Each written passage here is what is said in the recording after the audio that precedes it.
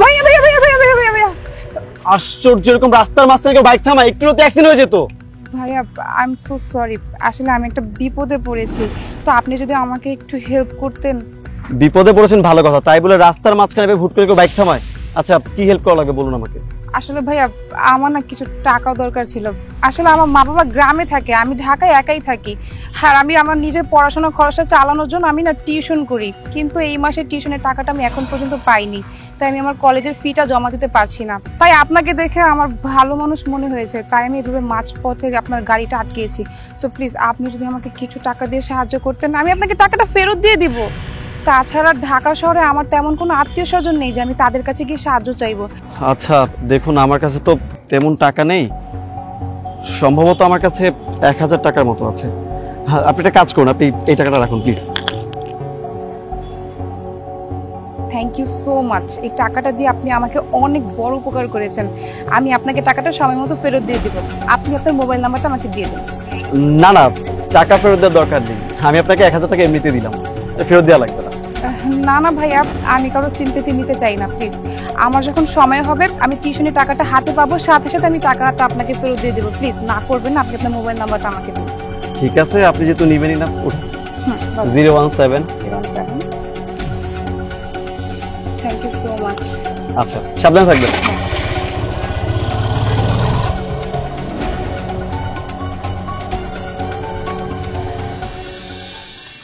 Excuse me ভাইয়া।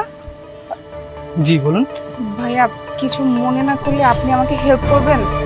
মানে আমার না কিছু টাকা দরকার ছিল, যদি আপনি আমাকে দিতেন। আপনাকে আমি টাকা দেবো কেন? আপনাকে তো চিনি না, তাছাড়া। হ্যাঁ আমি জানি আপনি আমাকে চিনেন না, আপনি আমাকে জানেন না, কিন্তু জানেন আমার কাছে না টাকা ছিল। আমি কিছুক্ষণ আগে ব্যাংক থেকে টাকা উঠিয়েছি, কিন্তু যখন আমি ব্যাংক থেকে নিচে নামলাম সেই মুহূর্তে আমার ব্যাগটা চুরি হয়ে গেছে। আর এই রিক্সাওয়ালাকে আমি কিভাবে টাকা দেবো বলেন? তাই যদি আপনি আমাকে 1000 টাকা দিয়ে হেল্প করতেন, আমি আপনাকে টাকাটা ফেরত দিয়ে দিতাম।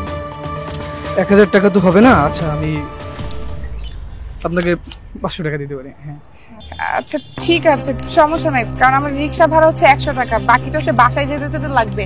আমি আপনাকে ফেরত দিয়ে দিব, আপনি বিশ্বাস রাখতে পারেন আমার উপর। আপনি একটা কাজ করুন, আপনার মোবাইল নাম্বারটা আপনি আমাকে দিয়ে দেন। আচ্ছা, 018। ওকে ঠিক আছে, thank you.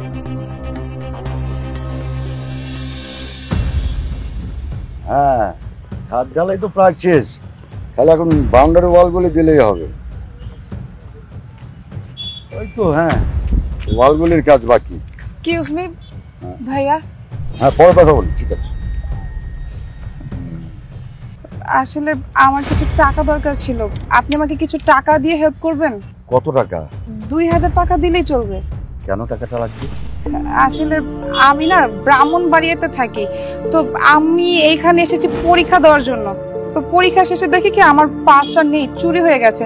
এখন যে আমি ব্রাহ্মণবাড়িয়াতে ফেরত যাব, আমার কাছে তো কোনো টাকাই নেই, না আছে গাড়ি ভাড়ারও কোনো টাকা, তাই আমি আপনার কাছে হাত পাচ্ছি।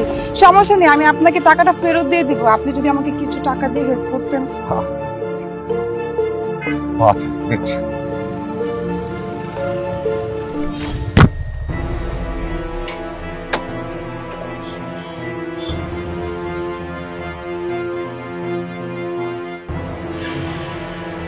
কিরমন্ডা, তুই আসছিস?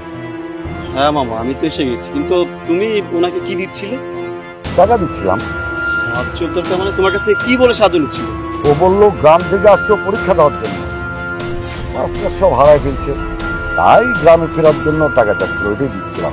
এই মেয়ে, তুমি একটু আগে আমাকে বললা যে তোমার পরীক্ষার জন্য পেড টাকা লাগবে, আমার কাছে তুমি 1000 টাকা নিলা, এখন আবার আমার কাছে সে মিথ্যা কথা বলে তুমি আবার টাকা নিচ্ছ, তাই না? বুঝতে পারছি ফ্রড। আসলে আমার বিশ্বাস করে তোমাকে টাকা দেওয়াটাই ভুল হয়েছে। না জানি মামা যে কত লোকের কাছ থেকে যে টাকা খাইছে ওই মিথ্যা কথা বললা, এদের মতো ফ্রডের জন্য পুরো সমস্ত ধ্বংস হয়েছে। ফ্রড বে কোথাকার। ভাইয়া বিশ্বাস করেন, আমি ফ্রড করছি না, আমি সত্যি বিপদে পড়ে এখানে এসেছি, আর বিপদে পড়ে আপনাদের সবার কাছে হাত পাচ্ছি। বিপদ না? বিপদ কিসের বিপদ? তোদের মতো মেয়েদেরকে না ভালো মতো চেনা আছে, মিথ্যা কথাকার, মিথ্যা কথা বলে বলে সবার কাছ থেকে টাকা রিস্ক করা। এই মামা, তুমি একটা টাকা ওকে দিবা না। না আমি কোনো মিথ্যা কথা বলছি না, আমি যা বলছি সত্যি কথা বলছি। আসলে আমার মা খুব অসুস্থ ভাইয়া, কিছুদিন আগে আমার মায়ের কিডনিতে অপারেশন হয়েছে। এই দুনিয়াতে আমার বাবা নেই, আমি আমার মা আর আমার মাই আমার দুনিয়া। জানেন অপারেশনের পর অনেক টাকা দরকার ছিল, কিন্তু এত টাকা আমি কোথা থেকে পাবো বলেন? তাই আমি ঢাকাতে এসেছিলাম জব করার জন্য, যে জব করে মাস শেষে যত টাকা পাবো আমি আমার মায়ের ট্রিটমেন্টটা চালাতে পারবো। কিন্তু এই সমাজের মানুষগুলো না আর মানুষ না, সবাই অমানুষে পরিণত হয়েছে। আমি যখনই কোনো প্রতিষ্ঠানে গিয়ে সিভি জমা দিয়েছি, ইন্টারভিউ দেওয়ার জন্য গিয়েছি, সবাই আমাকে কুপ্রস্তাব দিয়েছে। আর আমি যখনই তাদের কুপ্রস্তাবে রাজি হইনি, সবাই আমাকে রিজেক্ট করে দিয়েছে, আমাকে কোনো জব দেয়নি। তো আমি কি করতাম বলেন? তাই আমি যে কোনো অজুহাতে সবার থেকে টাকা ম্যানেজ করছি, যাতে আমি আমার মায়ের ট্রিটমেন্টটা চালাতে পারি। বিশ্বাস করেন ভাইয়া, আমি ফ্রড না। আর আমি না সবার থেকে নাম্বার নিয়ে রেখেছি, আমার হাতে যখন টাকা হবে আমি সবাইকে টাকা ফেরত দিয়ে দিব। আমার মনে হয় তো মুন্না এটা সত্যি বলছে।